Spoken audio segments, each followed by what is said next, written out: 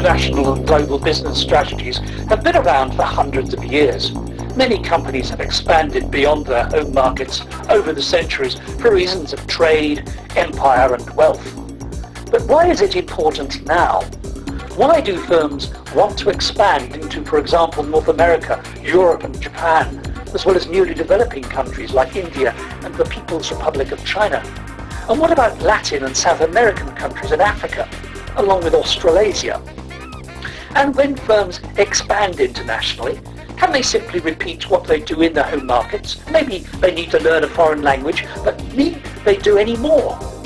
Is global business strategy just the same as a home strategy, but on a larger scale? The purpose of this video is to outline briefly some of the answers to these questions. Let's begin by looking at some facts.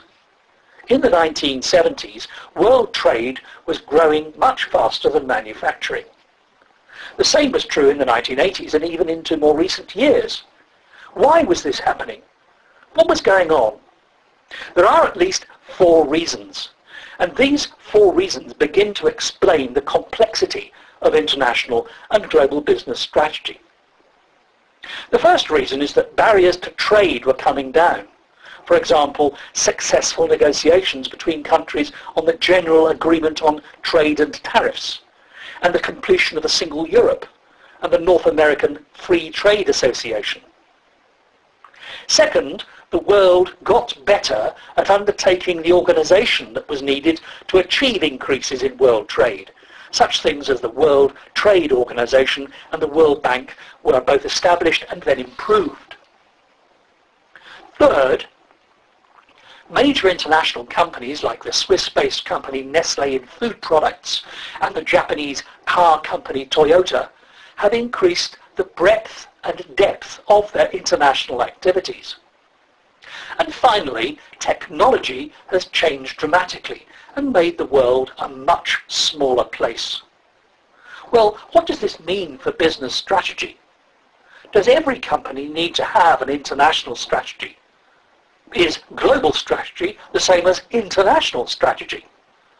Some of these questions deserve more than a short video, and you can explore them in more depth through the website's material. But at least let's tackle 2 topics.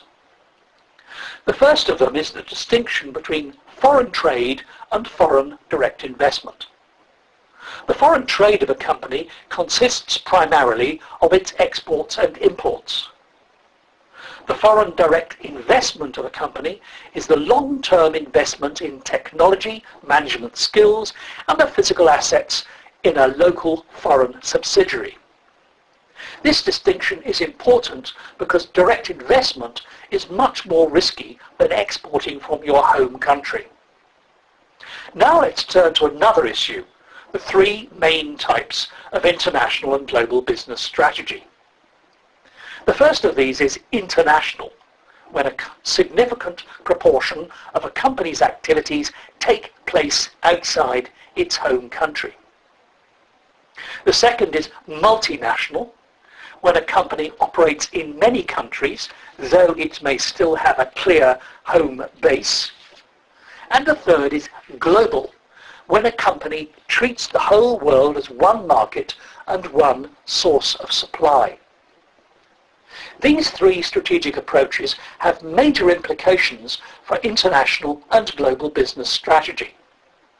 For the first, international strategy, the main focus of the company's competitive advantage is on the company's home market.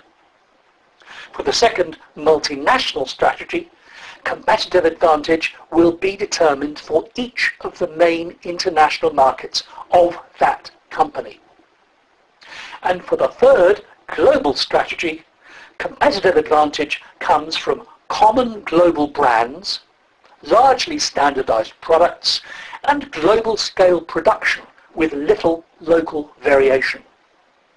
As you can see, international and global business strategy begins with the same basic strategic principles as any company operating in a home market.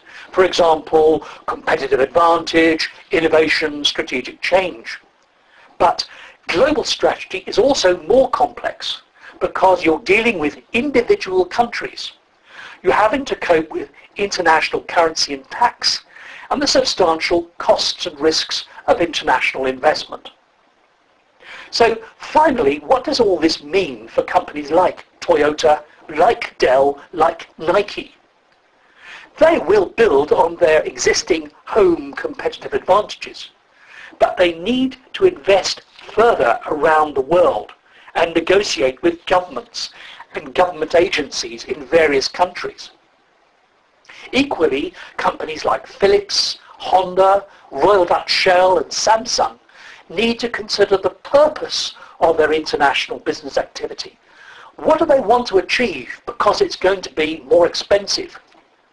And all this means that international and global business strategy is more complex than national strategy, with higher risks and higher rewards than in the home market. And this makes global business strategy much more challenging.